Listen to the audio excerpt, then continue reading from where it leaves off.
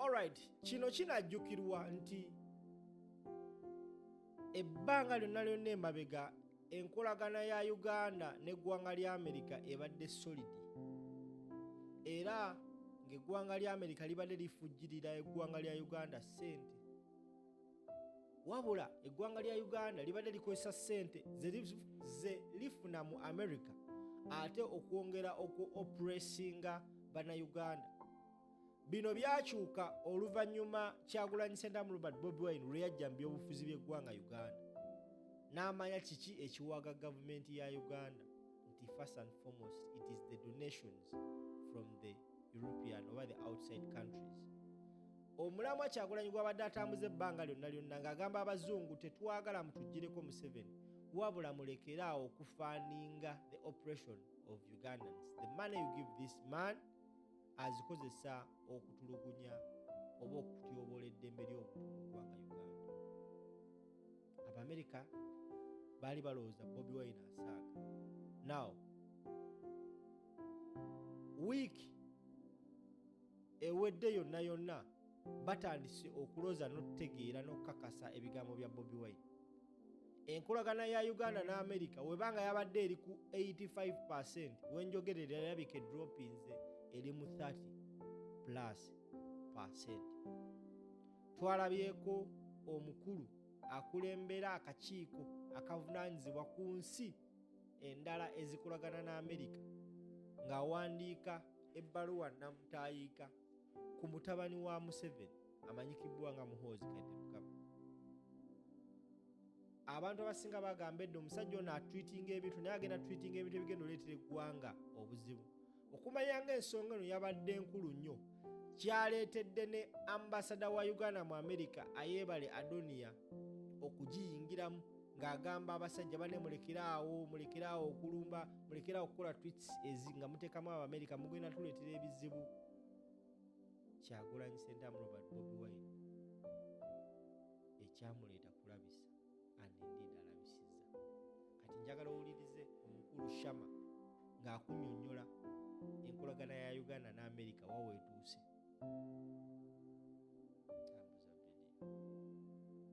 Kyagulanyi togenda muzza mu democracy, togenda muteeka mu iPod, mark my words. Muliko iPod byammwe byakwerimba ate ne iPod eyo tegenda kubeera n'amakulu. Lwaki?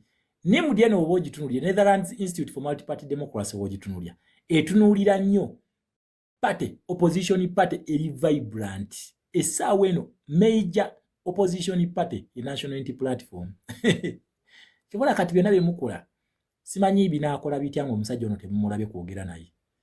Ekituufu simanyi binaakola bitya kuba ne munaba mwagala iPod kubeera successful nga ne luli ekyali kigiremesezza mu 2021 kuba nti NUP yagano gyegattamu. NUP emale bawandiikira ebbaluwa nga tusemberera akalulu ne bagamba nzikiriza nnyendemu mwagaana. Kati mwagala ebbaluwa mugikkirize mbu kati mbu nuupu kakati tugikkiriza ejje. Kyokka eno mugamba kibiina kyabayeekera. Eno mukwata bagundi bayo ba vice president bayo. Kati mwagala ki? Naffe mutusobedde engeri gye tubayambamu. Mwagala ki? What do you want? Mukuteba vice president si mubasibye. The president is on the run. Ba members mubakutte. Kakati mugamba mwagala dialogue. Iyo dialogue kinayi bannange. Tubeere bantu bakulu. Muleke bakube sanction tetulina kyabakolera. Kabakube jjeke nange kyama sina kyakola kuba maze ebbanga ddene nga mbagamba tibannange ekinajja. Nemba gamba ekijja wano temugenda kusobola kikontroli nga bannaye temusobola kustopinga ba Democrats bano. Temusobola.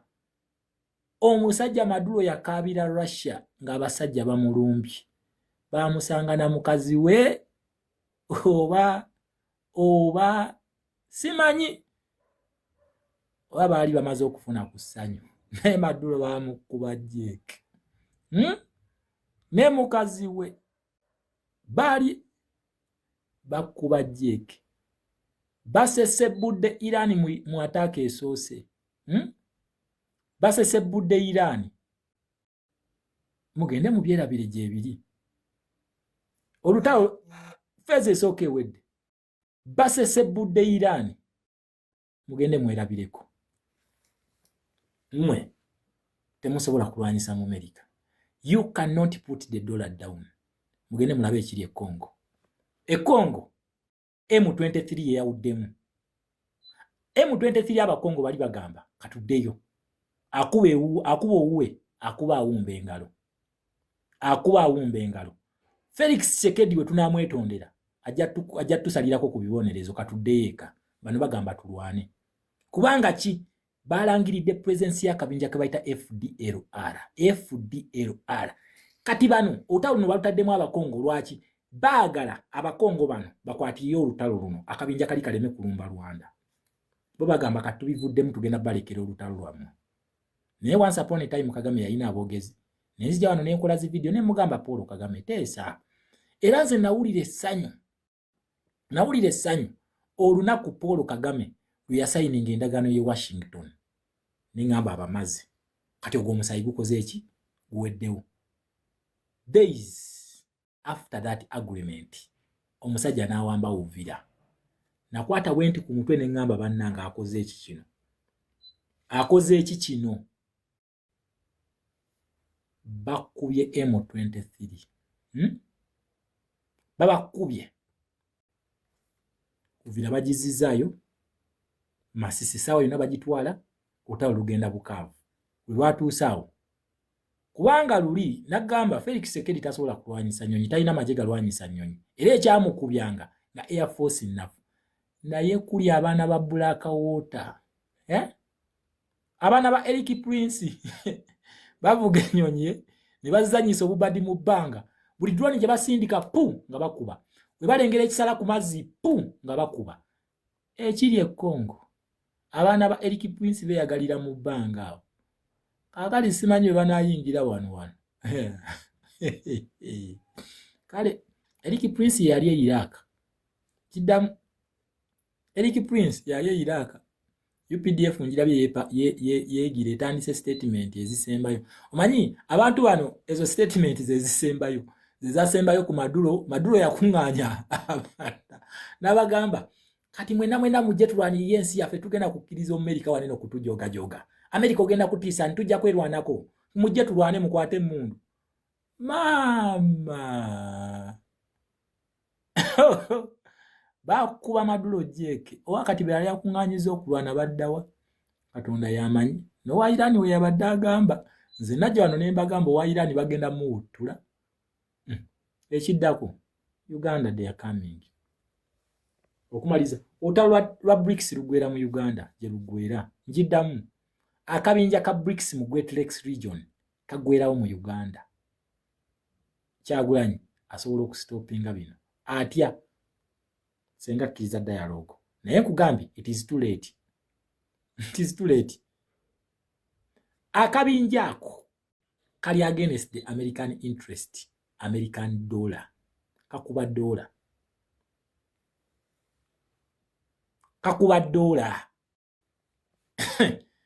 Ebibete mundawo ne mwerimba bino balaga akalulu bakabye becyanze bakoze ekikooti bakukyusa timing kujja ku lutalo lutufu lwe rugenda maaso wakati wa Muhoozi Kayine Rugaba ne Robert Amsterdam wakati wa basenita ba America ne UPDF naye byegaseemu lwe lutalo lutufu bino ebyakalulu bakukyusa. It is a diversion. Ebyokuta Piero E it is a diversion. Ate mwe n'abaana mwandibadde mubaleka wakamu kati muwerera ki abaana kati basoma biki ne mwana mwe muina sente bakadama muina sente senga muzinneewera abaana tebayina bye basoma ne mwongira kuyiwa mu sente mwana abaana basoma biki kati abaana bamwe bafuna mu biki muli mukunoonya fees mwena mwetale eno mwetale eri education is the key to success. Success nga ya bwakadama Zokumanyanga nanyiga nagana n'okuzaala ne ngamba sijja kuzaala obusungu ano mu artist mba agenda okwerera omwana wange naye agenda abeere sekadama we Saudi ani sisobola sijja kuzaala waliwo obunneetegaano bugamba tuzaale ani gwe mumanyira era Shama obeera kuli no engeri gyogera mu poliisi zino tuwulira tufa nze Shama njagala kuzaalira nonsense ani gw'ozaalira teri kuzaala wano nga tunakyusa gavumenti. Ero kanti bagambe bubereyo mu inbox Dr. Shama gwe kabakabe oli otula ku simu nze nkulaba wonyirira amaaso gankuba ani gw'omanyira ani gomanyira bakulu mwefuge balaba je muntwala teri uli wotekako smile shama njagala smile ngire nzenzeka ani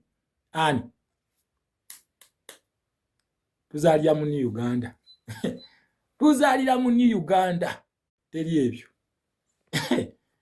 ani sawa bukusudia wano ne bukusudia olukazala mwana nokafula kasingo mother kaga abasajja bonna mbwa abasajja mbwa tulimbwa yes tukiriza ne twafuka tutyembwa waliwo embere yatunyigiriza okufuuka embwa kaya temo je muntu forcing atuza sijja kuzala yemu mala biseera mbe mugenda okuyita embwa nga bafudde basingo mother nze sirimu wachiri nja baba mulira wano ani gwe musula mu mugundi ate Eva yakema Adam yamukema sigenda kubakkiriza ani muwerera abaana bamwe tebagenda funa mirimu teri omirimu jagamba n'ogwo yomala biseera naye tugamba tutya tutereze Uganda okusoma kwa bwerere nina okuzaala omwana nga wa bwerere nzaala abaana 20 omulundi gumu ate gavumenti emalensa sule mu mwaka gumu nzaala abaana 2 gavumenti yakyagulanya ensasule egere ekintu ekyo abaana aga omulundi ogu gumu gavumenti egenda kumpa sente ng'okuzaala kwa bwerere president yatugamba ozaala mwana wa ggwanga osasula otya sente kati nze nemekozesa eyo opportunity nkozesa eno ng'okuzaala kwa bbeeyi male nzijanjabe ebyobujjanjabi teri ate male mpeerere fees nze ekyo never oba mwogera ki oba munampisa manju oba ki mwe mumanyi oba mumpisa awa mwe mumanyi teri kuzaala wano okitegeera ekintu ekyo so badde nkyakugamba adaye mwagala nnyo ebyonoonese mwagala nnyo ebyo comment section yeyongedde ne speed nga ziyitirawo kumukumu mbwa mmwe mwagala ebyonoonese okitegeera ekintu ekyo olutalo olutuufu olugenda mu maaso all eyes gonna mugatunulire international abaana b'oku ex temuvaayo batandise obaleti naye abantu bano batumanyira bwera bazadde omwana ng'akutte sapule ya Maria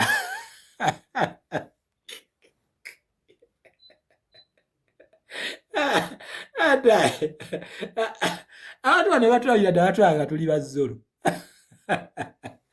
bazadde omwana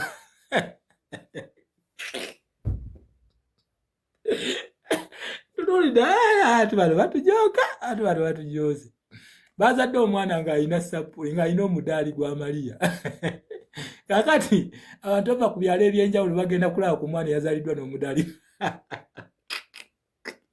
kyokka ekyana kikulu kyeka kya mwezi mulamba naye mbu bakizadde n'omudaali ata ensi eno batandise ebiboozi batujje ku mulamwa naye tubagaa tuli focus tuwali wali nze mpanise ne ngamba bano abantu bajooga okitegeera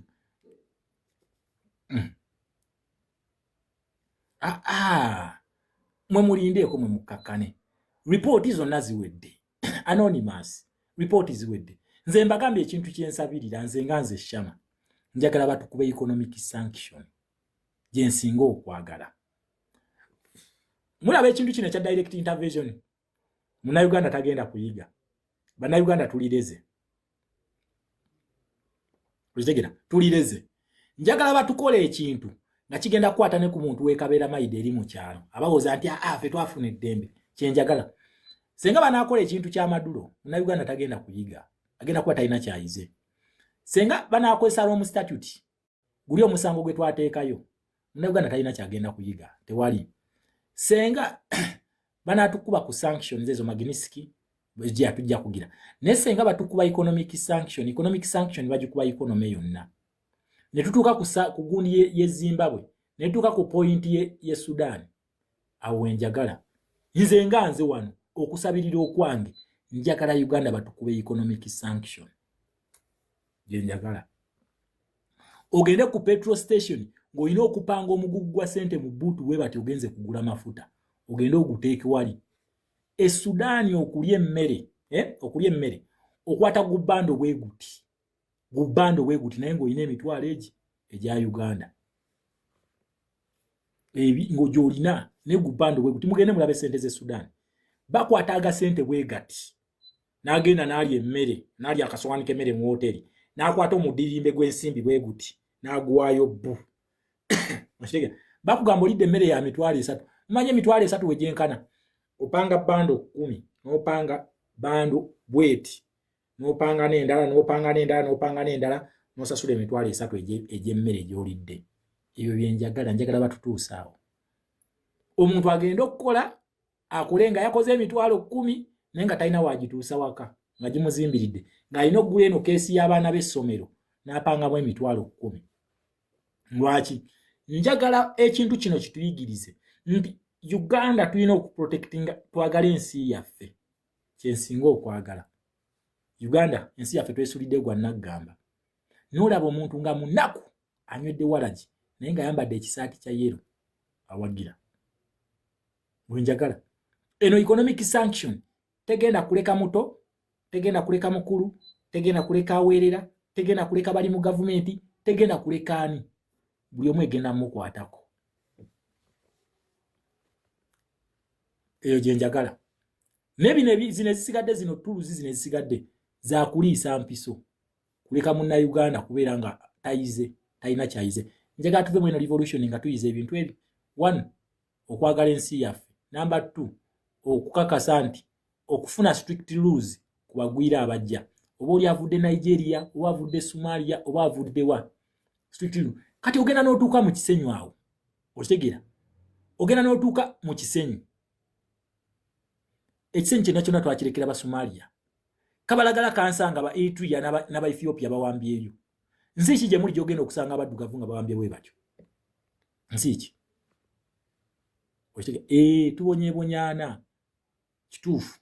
Tugabonyeebonye. Naye njagala batukola ekintu ekigenda okutuyigiriza. Okwagala ensi yaffe n'obutaleka mugwira ku taayaaya. Tubeere n'amateeka agabafuga. Ab'Eritrea bali awo kansanga kati naye atandise okusalibwako. Kabalagala wonna asaliddwa akawabeeranga zikirabu zammwe. Era obanga wavaayo mu Uganda emyaka 10, emyaka 5 emabega. Njagala okomewo oyinza okulowooza oli Ethiopia kasita otuuka e Kabalagala. Oyinza okulowooza Kabalagala eri Ethiopia na Eritrea. Kansanga yenna oyinza okugamba ba Eritrea na ba Ethiopia. Emmengo weebale nnyo. Oyinza okugamba abo Basomali bawambayo dda. Okitegeera? Byatuuka ddi awo nsi ki gy'ogyoga bw'otyo. Njagala batukube economic sanction. Abegenda tumalako emyaka emeka gitumaleko. Naye nze njagala batukole ekintu ekigenda okutuyigiriza ffenna okurespectinga ensi yaffe. We don't have respect for our country. We don't. Kiba musirikale asanga omuntu ng'akutte fulaga ya Uganda n'amukuba emiggo. Ate nga n'omusirikale naye munna Uganda. Twatuukawo ddi awo. Eyo gye nsabirira. Era abantu b'omu diaspora mwongezeemu akaliro. Senate yatudde dda batugambye sanctions zijja. Amerika Magnitsky. Economic sanction basobola ogitukuba nayo. Abali e Bungereza balina anti-corruption sanction bagirina. Batusobola n'tukuba economic sanction. Ezo zombi bazikuba Mugabe. Bazimuwujja. Kitegeera? So, muna Uganda, in my conclusion, kugamba temweraliikirira, Uganda egenda kukyuka. Stage tuliko ya human rights wetuli. Ebintu ebimulala lwaki banansi tebasituka. Tukyali mu early stages square one. Omwana lw'omuzaala si lwatambula. Neno stage nga olaba democracy naye eyina ebikolebwamu ate era nayo mpanvu. Temuggwamu maanyi. Don't stress yourself. It was a revolutionary shift. Bali ku pressure. Olaba bino batalaba president. President agenda keera ku makyasitula abantu. Nga bano tebakyasobola kukuba. Nga obakubira.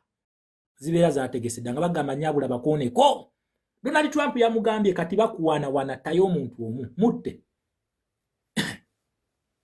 Kitegeera?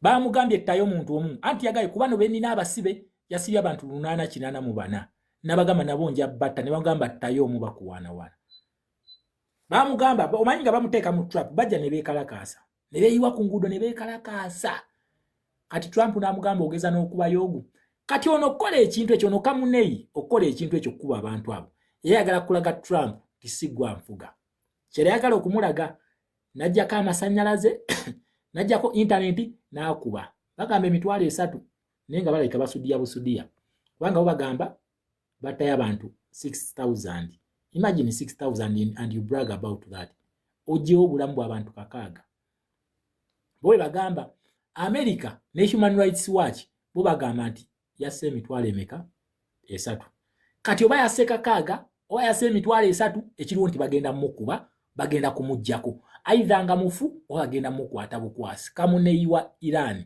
mwabagala ennyo Kamuneyi mu batimu Iran Kamuneyi mutandiko musabire sale ezisembayo yes mumusabire sale ezisembayo tasobola kuona mu America ne waba afa bagenda kumukuba America tasobola kwata transport we n'ateeka amafuta mu lyato ebayita Abraham Lincoln n'ateekako ne ba escorts abalala n'adokinga mu Qatar n'adokinga Jordan n'adokinga Saudi Arabia mbu amaato ge gamala ebiseera awo mbugaze buzzi kugira neriri eryakwata Maduro kweriri yagenze mu ssabo kituufu ekifaananyi baakituweereza yagenze mu ssabo akomewo aidha nga wangudde oba nga mufu era babikola nkati yali atta abantu yali akola yali alaba kyagamba bali abantu basinga obulamu bw'omuntu omu businga abantu be yatta bagenda kukuba Kamuneyi wa Iran nembo egenda kwesigama ennyama bagenda kumuwujja ate ono ye saagala bamukole kya Maduro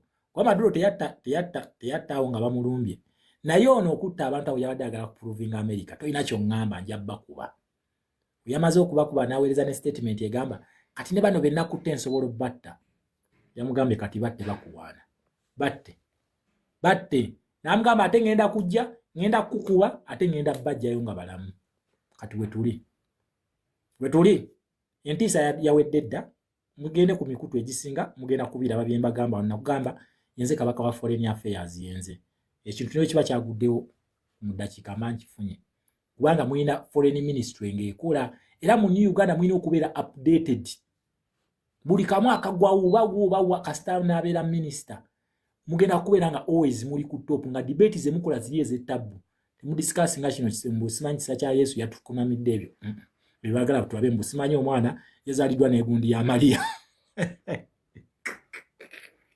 simanyi Yesu ali mu ndabirwamu simanyi twalabye Yesu eri ku lusozi ne beekulumulula oba bakuŋŋaanya bukuŋŋaanya ne babaayo ekyomutwalo ne baga kati mugende mukole stanti tugenda kulaba Yesu kati amawulire ne gakwata bwe gati era mutuzanyidde ku mitwe bantu mmwe tuzanyidde ku mitwe naye Katonda abalaba emisana n'ekiro abalaba tasa kuzanyira ku banno booti omwana kumpi agenda myezi 2 nembu yazaliddwa n'akagundi ka Yesu kyemugale twawula mwana yakazaalibwa ne gwe bazadde dda anasi beekumulula ogenda okulaba ku mwana yazaliddwa n'omudaali gwa Mariyamu bagamba omwana